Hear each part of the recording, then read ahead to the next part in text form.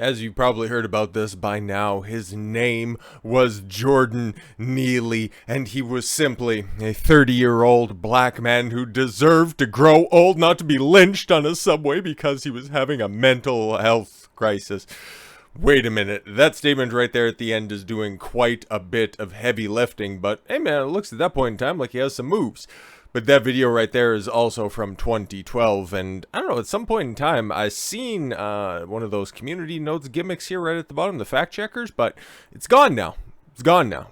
Doesn't really change the fact that, okay, Jordan deserved better accountability now. I guess, but okay, at the same time, a lot of things can change from 11 years ago and what he was going through at the time. And if you want to make this whole race gimmick the central part of the story, well, hey, I got a corollary for you. This man was just a simple clown. He was also a pillar of the community. Somebody who grew up from abject poverty. Somebody who rose up through the ranks to... Well, he deserved to live free. He didn't deserve to end up getting the death penalty. See how dumb you sound, but no. Okay, so we'll get into some of the details, and because this is also going to get put up on YouTube, we can't quite play the video, nor do I really want to see somebody's last moments on Earth.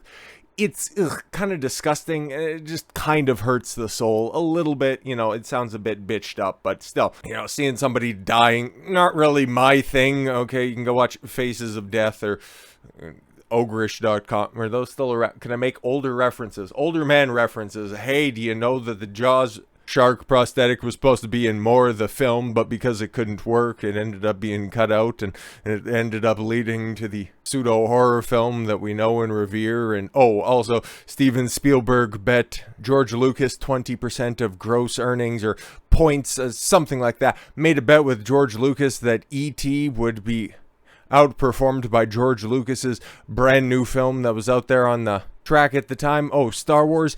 See, it has a corollary, because today is also that made up and fictitious quote unquote holiday, May the 4th, which sounds like may the force be with you if you have an inoperable brain tumor like a whole bunch of diehard Star Wars fans do at this point in time.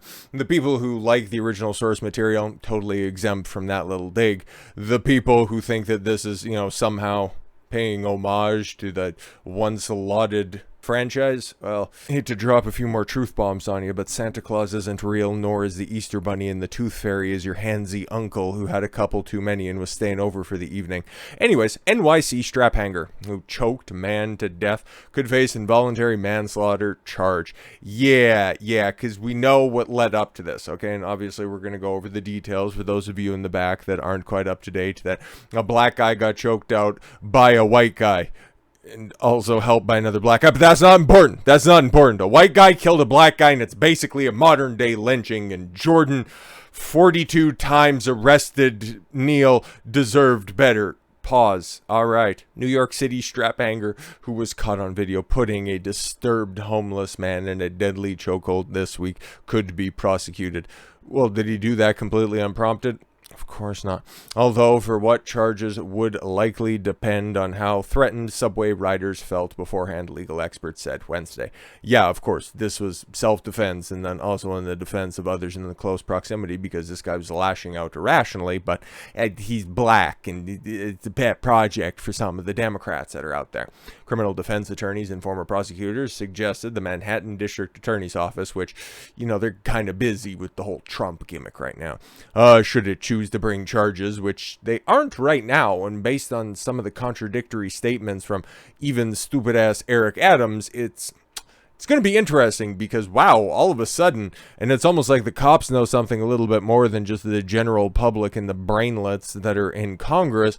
It's almost like they might know a little bit more to this story and are reluctant to press charges that would ultimately be ruled to not be apt for this situation. But okay, should it choose to bring charges against a 24-year-old Marine over Jordan Neely's death Monday, could possibly make an argument for raps of manslaughter or criminally negligent homicide, which is possible. That would have been the much more appropriate charge for what happened to Derek Chauvin, which we're just about coming up on the 3-year anniversary of George Floyd's sobriety. So shut out. He's got pretty spicy takes when it comes to the whole trans issue, but we'll talk about that in the third video, the second one I'm recording for today. Spoiler. Anyways, several factors would need to be taken into account before prosecutors can even determine there was criminal liability.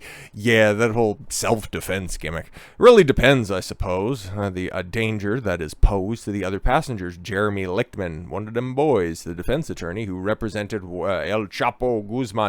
Stuttering El Chapo Guzman. If you know, you know, and if you don't worry about it. It's a reference nobody will get. And John Gotti Jr. Said of Neely, 30, who went on a boisterous rant before he was choked out and killed on the F train. And even the way that New York Post wants to designate the video, you can see dramatic video shows the moment a vagrant dies on the Manhattan F train. Watch it if you want. I don't recommend it. We got a still shot, which I think should be fine, but I'm not entirely sure. Okay. I think what the DA is going to do is talk to the people who were there. They're going to find out exactly what kind of legitimate threat this guy posed. Some guy yelling at you on the subway. You can't choke him out and kill him. Yep, some random guy, but if he has actionable threats and he looks like he's unhinged and he's getting in your personal space, then yeah, you have every right to defend yourself with equal and appropriate force. That's the laws of self-defense, regardless of the state, especially in a confined space like that. Because there's some states that are stand your ground, and some of that gets extrapolated out to your domicile or your motor vehicle. And some states, Massachusetts is pretty bad about you have the duty to retreat. Some other places do as well. And as for New York, well, you're on the subway. You're on the subway. There's no real place for you to go, especially if he's leering over you while you're sat down in a seat or pressed up against the wall, as we know that most subway cars generally are. The potential defendant may be saying, look, I didn't try to kill him. I was just trying to hold him in place so he would stop harassing people. Exactly. And there you can see, I think he's still alive. Hopefully, okay. And everybody's not exactly terribly concerned about the fact that he may or may not be dead. So they thought there's a reasonable degree. And there you can see the black guy that was also assisting the former current Marine in some capacity. But yeah, no, modern day lynching, right? Modern day lynching. The DA's office said it is considering charges against the passenger who locked Neely into a chokehold after the homeless man exploded into a wild tirade, where he also said, I ain't afraid to die. I'm not afraid. I will die today if I have to. I'm not afraid to die.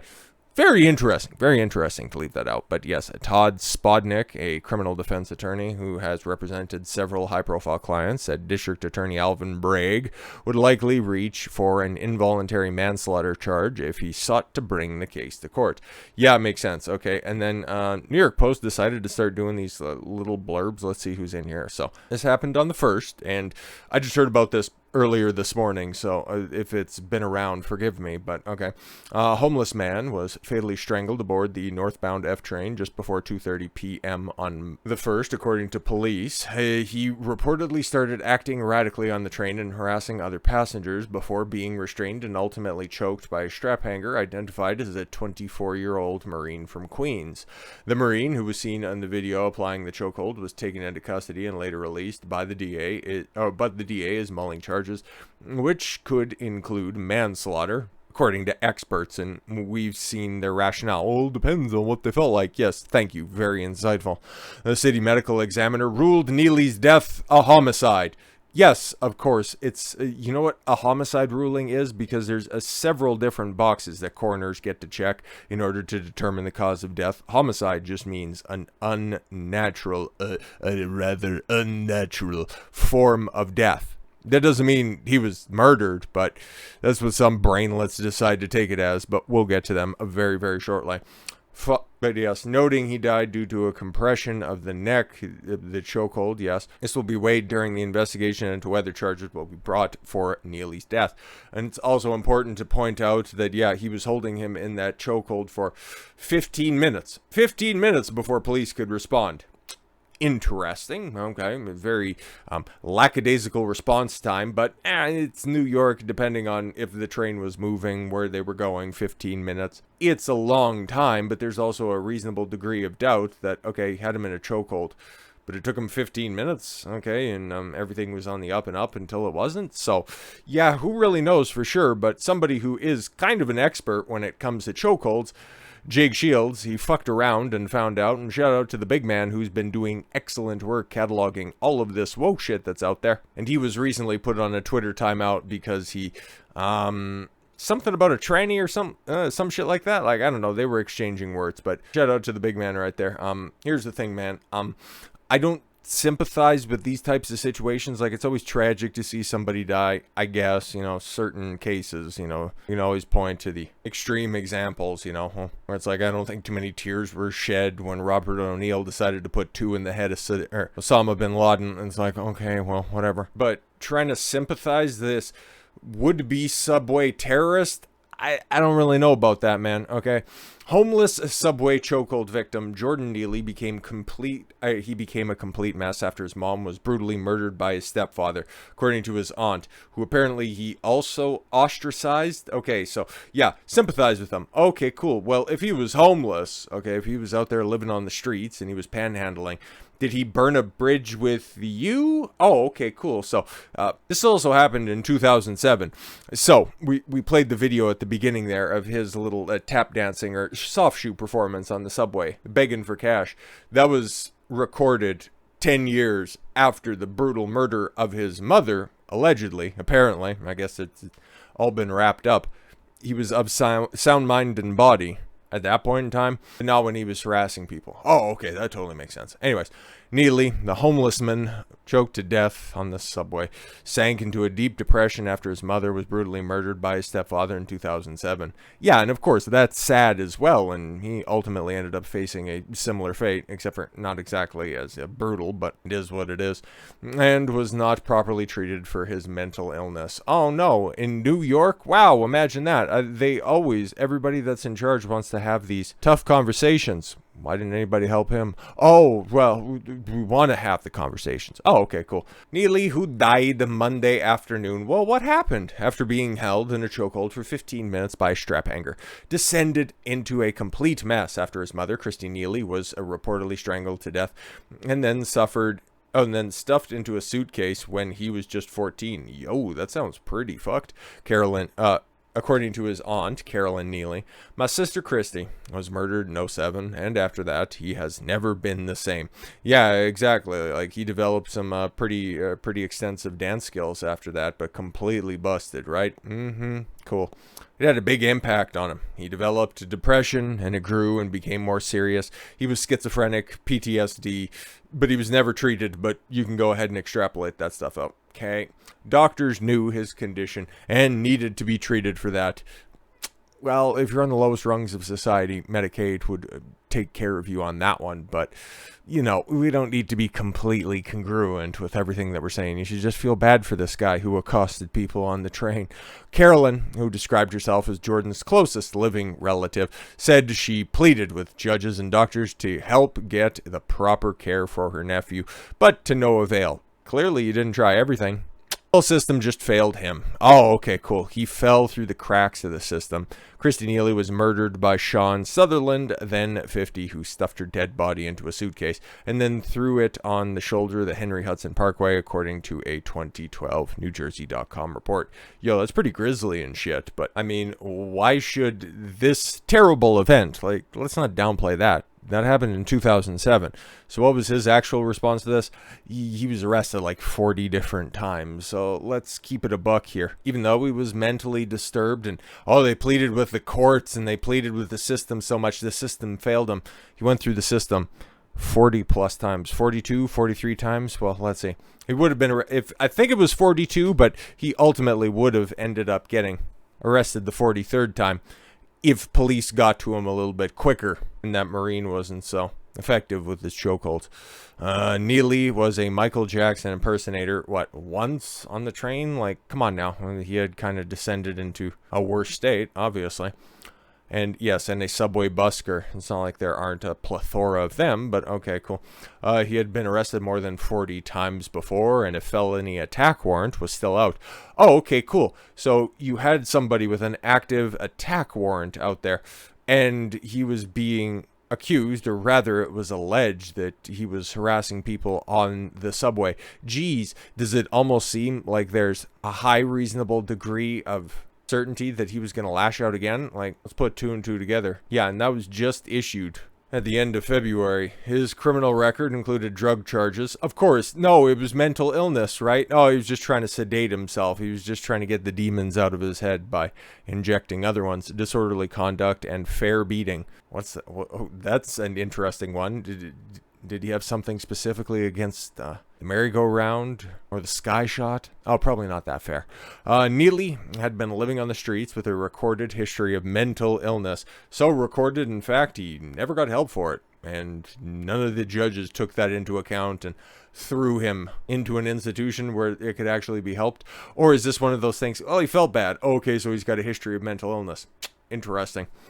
Police had previously stated that he threatened riders, although they did not know the specific words exchanged. Oh, okay. So he has a history of doing this as well. It's not important to remember that homelessness is against the law in the United States.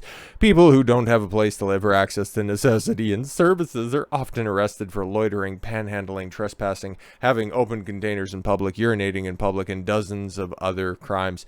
Yeah, but how many of them end up getting snatched up for a felony assault charge? I'm just wondering, man.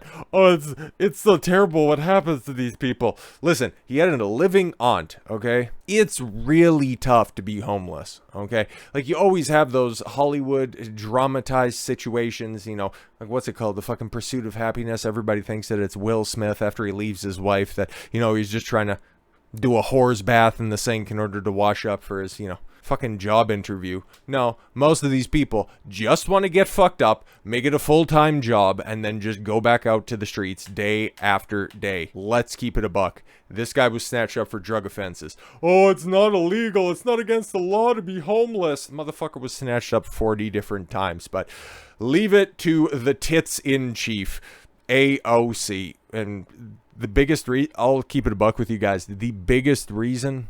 Actually, I got two reasons that I wanted to do this story is because of the picture that's on the thumbnail. I'll just keep it a buck. I'm going to use skeezy tactics in order to get clicks. Sorry, that's the way this shit goes. But I also have a bunch of shit because it involves the homeless and they get way too much fucking sympathy for shitty actions. And plus, AOC is just a plethora of shitty, stupid takes. Case in point, Jordan Neely was murdered. No, actually, you have no idea if he's actually been murdered or not, if it was totally justifiable. But you, out of all of the words that you could have chose, you went with murdered. Holy. But because Jordan was houseless. Houseless. I wonder if he was a homeless woman, it would be a homeless, not in because what's the old saying? A man buys a house and then a woman makes it a home. Anyways, and crying for food in the time when the city is raising rents and stripping services to militarize itself. When many in power, good grammar we have here, many in power demonize the poor. You're in power. What are you doing about this? Nothing. The murderer gets protected with passive headlines and no charges. It's disgusting. What are you the murderer, huh? So you know all of these things, huh? You got a little extra brain capacity on your chest? Like, what are we doing out here? And yeah, no, and then she doubled down. It's so appalling. It is appalling how so many can take advantage of headlines, re crime for an obsolete, tough on crime, political, media, and budgetary gain. But when a public murder happens that reinforces existing power structures, what a bunch of fucking garbage. You know why you have that with those, you know, big teeth? Because you like to chew down on a whole bunch of word salad. Those same forces rush to exonerate and look the other way. We shouldn't. Okay, we'll do something about it. No, she's just going to tweet because that's so much easier and she can get more clout that way. And this shit is rolling. And you know, she's doing well for herself. I have yet to hear a real explanation from any official hesitating to condemn the killing. Oh, you've changed it up now. Somebody got to you and was like, excuse me, mouse, that is very defamatory that you're saying that he's a murderer. There's a homeless guy. You can say that he's been killed, but Oh, well, you can see it. It goes on the first couple of lines, but she eventually falls off again. But of course, it's AOC. Did you expect anything less? But yes. Okay, so Jordan Neely, about what makes condemning this violence so complicated. You don't know if it was self-defense or not. Nobody does, except for the police. Killing is wrong. Killing the poor is wrong. Killing the mentally ill is wrong. Why is that so hard to say? Well, you're normally the type of idiot that would say, well, it's a nuanced situation. Well, let's just go ahead and play that out. If he was mentally ill, poor, and houseless, as you like to say, and he was still advocating violence, threatening violence, and he ends up getting restrained, and unfortunately he passes away. Sure, the death part of it, one fewer busker out there in the world. Not a great loss, but if he was threatening to kill somebody else and somebody else beat him to the punch, is that wrong? Is that wrong? Neely's last words were literally about how going to jail was easier than accessing the social safety net support to get back on his feet and lead a life. He was homeless for how many years? He got snatched up 40 different times by the cops. Listen, man, like, I can understand. You get, some bitch lies on you and you end up getting, taken away in handcuffs, like what happened to Jonathan Majors, okay? That's a situation, okay? But how do you actually justify the 40 other time? Like, it doesn't make any sense. Yet leaders want to raise his record as if it warrants a public execution on a subway. No, your past matters, and a history of violence also plays into people's understanding that this was a violent individual capable of many violent acts. What have we come to? Rational, logical people? Okay, cool. Sounds like a big win. I represent Rikers. Oh, like the island? Cool, so you should be well acquainted with its facilities. I cannot tell you how many times I've heard from both COs and the incarcerated that are people who commit petty crimes because the easiest way to get a bed and a doctor. Okay, listen to my anecdotes. They have power. Did you notice my tits? For many vulnerable communities, especially the mentally ill, who she knows very well. She sees them every day in the mirror. We make living in jail easier than living out of it. Not really. Not really. It's mostly because people become accustomed to their way of life in jail. That's why I just find it so tickling whenever somebody wants to say, oh, when they get thrown in jail, their life's going to be a living hell. No, they just eventually get accustomed to it, and the whole fantasizing that you're going to get your jailhouse justice. Oh, if somebody's diddling kids and they get thrown in there, oh, their life's going to be a living hell. Not really. Stop trying to live out your weird fan fictions. That's what happens when we defund everything but the carceral state. Ooh, says the defund the police bitch. But yeah, it's your constituency.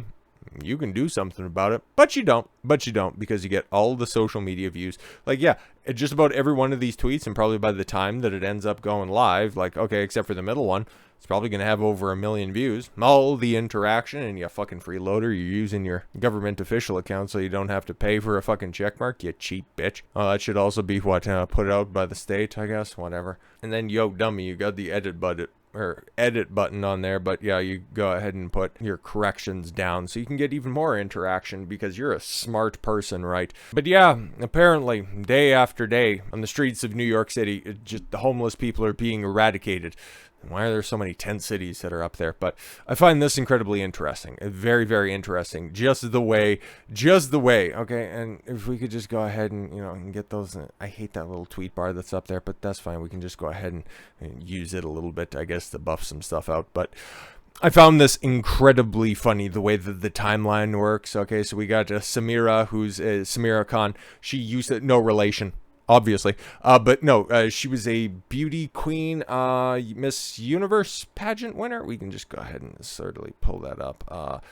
No, she doesn't have it on there. God damn it. But yeah, she's one of the female journalists that are online that actually does a good job, and it's not just about clout posting. And yeah, she has some spicy takes when it comes to the modern day woman, but she actually backs it up. So yeah, I fuck with her. Not like that though, either.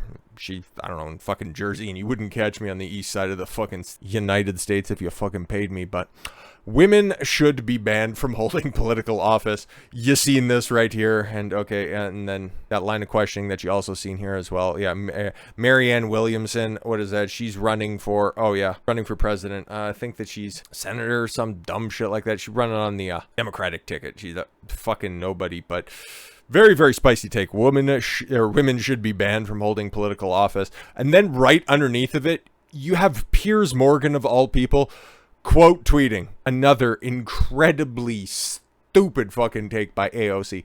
Like, okay, somebody who I actually appreciate. And then if you're getting dunked on by the reawoken, and I can't go down too far because Robert Barnes has a pretty spicy take about an election in Arizona. So we're playing with fire and so much that I'm showing still frames of fucking violence apparently, but we'll see. AOC's take. This honestly feels like, Merch, a new low, not being able to clearly condemn a public murder because the victim was a social status someone would deem too low to care about. That's very interesting. The last sentence is especially rich from an administrator. Cool. Trying to cut the very services that could have helped him. Again, you've been in Congress since what, 2018? What have you done? Legitimately, outside of just get social media headlines and have stupid, goofy, googly-eyed interviews, what has she actually done? Like, if we take a look at the bills that she's co-sponsored, outside of, the one recently that was also helped on and cheered on by Matt Gaetz, I guess that's what they were talking about in the rafters during Joe Biden's State of the Union address. But that bill was about congresspeople not holding any stocks. AOC has different ways where she can launder money from her campaign. But Piers Morgan, actually, a new low is you tweeting this disgracefully prejudicial statement before knowing the full facts. Yo, if Piers Morgan is coming back around and actually growing from his interactions with Tate, what a weird situation we find ourselves in, okay? He was the bright, shining example of mediocre intelligence on the Bill Maher, and now he's dunking on AOC. All right, Piers, I see what you're doing over there. I see what you're doing, but you need to make a habit out of this, okay? I'm not just going to go ahead and laud you for just simple one-off takes like this. We're going to need a history, and we're going to need some consistency here. Kind of like what Bud Light's doing, but oh boy, we'll talk about them very, very soon. So with all that said, thank you all very much for the gift of your time. I've been Don Consuelo. I want you to follow your gut and get after it. Take care, everyone.